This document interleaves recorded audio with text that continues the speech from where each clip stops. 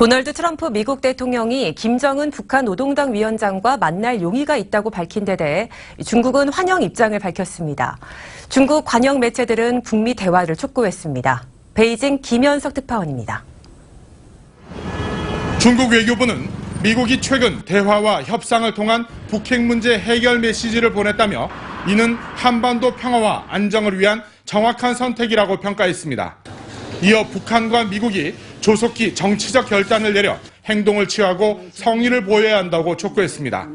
相向而行，尽快找到恢复对话和谈的突破口。 관영 매체인 환구시보와 글로벌 타임스도 북미 대화의 필요성을 거듭 강조했습니다. 두 신문은 일단 한반도 4월 위기설을 넘긴 데 대해 미국과 중국의 협력 덕분이며 전환점이 될 수 있다고 평가했습니다.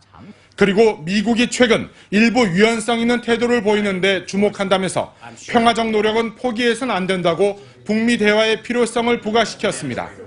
이와 관련해 외교 소식통은 북한은 중국이 제안한 비핵화를 전제로 한 대화에 관심이 없는 것으로 보인다며 중국의 대화 제안은 한반도 문제에서 앞으로도 주도권을 유지하기 위한 행위로 보인다고 분석했습니다.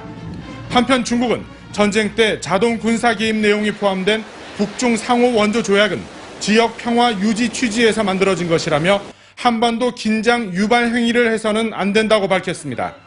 이는 북한의 핵무기 개발과 보유는 중국의 자동 군사 개입 의무에 해당하지 않는다는 점을 내비친 것으로 해석됩니다. 베이징에서 MBC 뉴스 김현석입니다. 미국과 중국이 유엔에서 북한의 핵과 미사일 도발에 대비한 추가 대북 제재안을 논의 중인 것으로 알려졌습니다. 로이터 통신은 현지 시간 2일 미국과 중국이 제재를 포함해 안전보장이사회 차원의 더 강력한 대북 대응책을 논의하고 있다고 보도했습니다. 하지만 중국이 새 제재에 얼마나 열린 자세인지는 확인되지 않았다고 덧붙였습니다. 지난해 9월 발생한 국방부 전선망 해킹은 중국 내 북한 해커 조직의 소행으로 드러났습니다. 군 당국은 관련 책임자 20여 명을 징계할 방침이지만 작전 계획 유출 여부에 대해선 입을 다물었습니다. 윤지윤 기자입니다. 지난해 9월 국방부의 내부 전산망이 해커 조직에 의해 뚫렸습니다. 한민구 국방부 장관의 컴퓨터 등 3,000대가 넘는 군 내부 PC가 악성 코드에 감염돼 유사시 한미 양국군의 최신 대응 방안이 담긴 작전 계획 5015 등 일부 기밀 자료가 유출된 것으로 전해졌습니다. 군 검찰은 이번 해킹을 북한 해커 조직이 주도했다고 밝혔습니다. 해킹에 사용된 일부 IP가 북한 해커들의 근거지인 중국 선양 IP로 식별됐고 악성 코드도 과거 북한의 사이버 공격 코드와 유사하다고 설명했습니다. 조사 결과 해커 조직은 먼저 국방부 백신 프로그램 납품업체를 노렸습니다. 업체의 백신 자료를 해킹한 뒤 한 부대의 백신 중계 서버에 침투했고 이 업체가 규정을 어기고 분리된 군 내부망과 외부망을 연결해 작업하는 사이 악성 코드를 심어 군사 자료를 빼갔습니다. 군 검찰은 책임을 물어 국방통합데이터센터장과 국군 사이버사령관 등 26명을 징계 의뢰했습니다. 국방부는 인공지능 백신 체계 도입을 서두르기로 했지만 작전 계획을 포함한 어떤 군사 자료가 유출됐는지는 공개하지 않았습니다. MBC 뉴스 윤지윤입니다. 10억 달러, 우리 돈으로 1조 원이 넘는 사드 배치 비용을 놓고 논란이 뜨겁습니다. 미국은 공공연하게 재협상을 거론하고 있는데 자세히 살펴보면 쉬운 일은 아닙니다. 보도에 이상민 기자입니다. 사드는 주한미군이 운영하는 미국의 무기체계입니다. 주한미군 지휘협정 소파는 한국은 부지를 제공하고 미군 유지 경비는 미국이 부담한다고 규정하고 있습니다. 지난해 3월 체결한 사드 배치 약정도 소파 규정을 따르고 있습니다. 우리가 비용을 내려면 사드 약정과 함께 그 근거인 소파까지 바꿔야 하는 겁니다. 그럴 경우 미국이 항공모함 등 전략 자산을 한반도에 보낼 때마다 비용을 청구할 수도 있습니다. 게다가 소파 계정은 국회 비준을 받아야 합니다. 미국이 방위비 분담금을 올려 사드 비용을 충당할 수도 있습니다. 현재 9,500억 원 수준인 분담금을 올리면 연간 250억 원으로 추정되는 사드 운영 비용을 조달할 수 있다는 계산입니다. 협상 내용 안에 들어가 있지 않는 비용들이 있습니다. 전기라든지 시설과 관련돼 있는 여러 가지 또 비용들이 있거든요. 그러나 방위비 분담금은 지난 26년간 9배나 오르며 이미 주한미군 전체 비용의 절반에 육박하고 있습니다. 방위비 분담금 협정 역시 국회 비준 동의를 받아야 하기 때문에 미국이 과도한 요구를 하기는 쉽지 않을 것이란 전망입니다. MBC 뉴스 이상민입니다. 뇌물수수 혐의 등으로 기소된 박근혜 전 대통령의 첫 공판 준비 재판이 열렸습니다.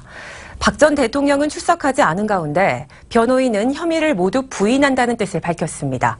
김태윤 기자입니다. 정식 재판과 달리 직접 출석할 의무가 없는 준비 재판이라 박근혜 전 대통령은 법정에 나오지 않았습니다. 공범으로 함께 재판을 받는 최순실 씨와 뇌물을 준 혐의를 받는 신동빈 롯데그룹 회장 역시 불참했습니다. 박 전 대통령의 변호인은 검찰이 제출한 증거 기록이 12만 쪽이 넘어 현재 복사 중이라며 기록 검토를 마치면 18개 공소 사실에 대한 의견을 나눠서 제출하겠다고 밝혔습니다. 그러면서 검찰 공소장에 불명확한 점들이 있다며 명확히 밝혀달라는 성명을 요구했습니다.